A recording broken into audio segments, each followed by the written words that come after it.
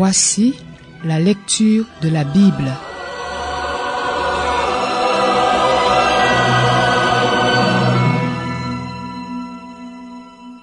De Thessaloniciens, chapitre 2.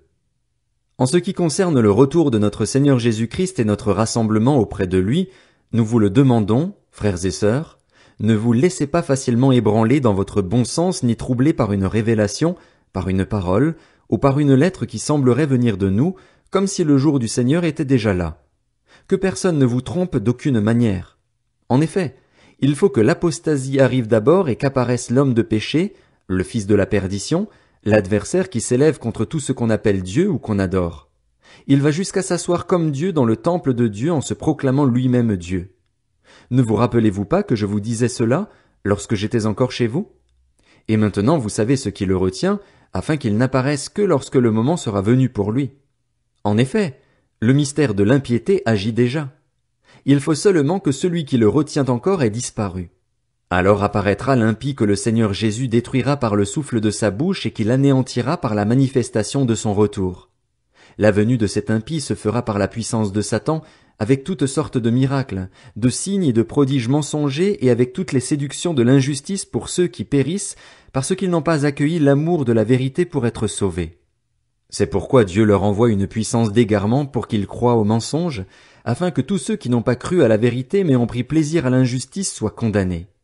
Quant à nous, frères et sœurs bien-aimés du Seigneur, nous devons constamment dire à Dieu toute notre reconnaissance à votre sujet, parce que Dieu vous a choisi dès le commencement pour le salut par la sainteté que procure l'Esprit et par la foi en la vérité. C'est à cela qu'il vous a appelé par notre évangile, pour que vous possédiez la gloire de notre Seigneur Jésus-Christ. Ainsi donc, frères et sœurs, tenez ferme et retenez les enseignements que nous vous avons transmis, soit oralement, soit par notre lettre. Que notre Seigneur Jésus-Christ lui-même et Dieu notre Père, qui nous a aimés et qui nous a donné par sa grâce une consolation éternelle et une bonne espérance, encourage votre cœur et vous affermisse dans toute bonne œuvre et dans toute bonne parole.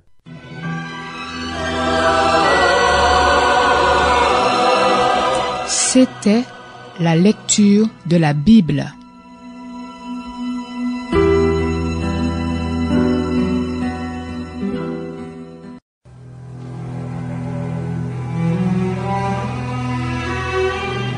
Voici la lecture de la Bible.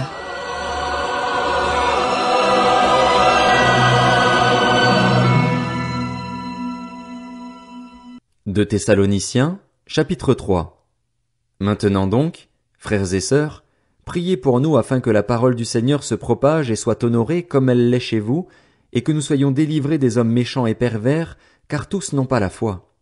Le Seigneur est fidèle, il vous affermira et vous protégera du mal.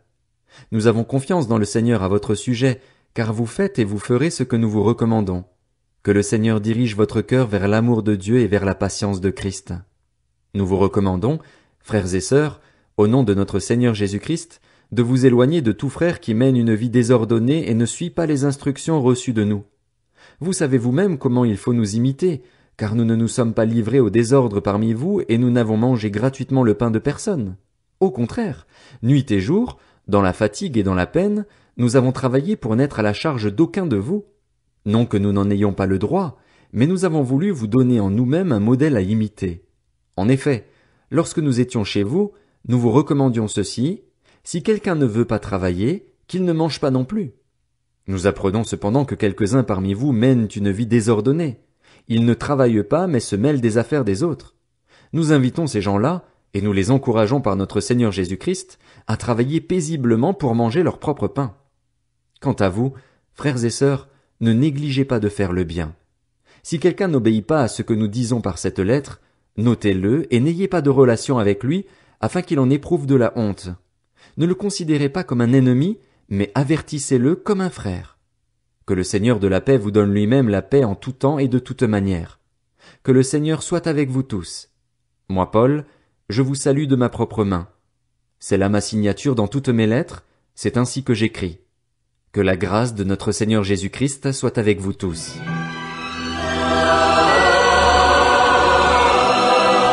C'était la lecture de la Bible.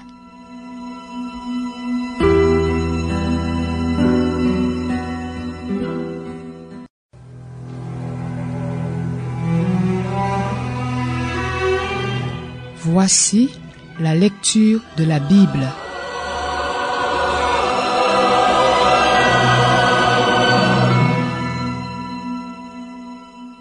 Timothée, chapitre 1. De la part de Paul, apôtre de Jésus-Christ par ordre de Dieu notre Sauveur et du Seigneur Jésus-Christ notre espérance, à Timothée, mon enfant véritable dans la foi, que la grâce, la compassion et la paix te soient données de la part de Dieu notre Père et de Jésus-Christ notre Seigneur. À mon départ pour la Macédoine, je t'ai encouragé à rester à Éphèse pour donner instruction à certaines personnes de ne pas enseigner d'autres doctrines et de ne pas s'attacher à des fables et des généalogies sans fin qui produisent des controverses au lieu de servir le projet de Dieu qui s'accomplit dans la foi. Le but de ces instructions, c'est un amour qui provienne d'un cœur pur, d'une bonne conscience et d'une foi sincère. Certains se sont écartés de cette ligne et se sont égarés dans des discours creux. Ils veulent être des professeurs de la loi, mais ils ne comprennent rien à ce qu'ils disent ni à ce qu'ils affirment avec assurance. Nous savons que la loi est bonne, pourvu qu'on en fasse un usage légitime, en sachant bien qu'elle n'est pas faite pour les justes, mais pour les malfaiteurs et les rebelles, les impies et les pécheurs, les sacrilèges et les profanateurs, ceux qui tueraient père et mère, les meurtriers, ceux qui vivent dans l'immoralité sexuelle, les homosexuels, les trafiquants d'esclaves, les menteurs, les parjures et tout ce qui est contraire à la saine doctrine. Voilà ce qui est conforme au glorieux évangile du Dieu bienheureux tel qu'il m'a été confié. Je suis reconnaissant envers celui qui m'a fortifié, Jésus-Christ notre Seigneur, car il m'a jugé digne de confiance en m'établissant à son service, moi qui étais auparavant un blasphémateur, un persécuteur, un homme violent. Cependant, il m'a été fait grâce parce que j'agissais par ignorance, dans mon incrédulité. Et la grâce de notre Seigneur a surabondé, avec la foi et l'amour qui sont en Jésus-Christ. Cette parole est certaine et digne d'être acceptée sans réserve. Jésus-Christ est venu dans le monde pour sauver des pécheurs. Je suis moi-même le premier d'entre eux, mais il m'a été fait grâce afin que Jésus-Christ montre en moi le premier toute sa patience et que je serve ainsi d'exemple à ceux qui croiraient en lui pour la vie éternelle. Ô Roi des siècles, ô Dieu immortel, invisible et seul sage, soit honneur et gloire au siècle des siècles. Amen. Timothée, mon enfant, voici l'instruction que je t'adresse, conformément aux prophéties faites précédemment à ton sujet. T'appuyant sur elles, combats le bon combat en gardant la foi et une bonne conscience. Cette conscience, quelques-uns l'ont rejetée, et ils ont fait naufrage par rapport à la foi. C'est le cas d'Hyménée et d'Alexandre, que j'ai livrés à Satan afin qu'ils apprennent à ne plus blasphémer.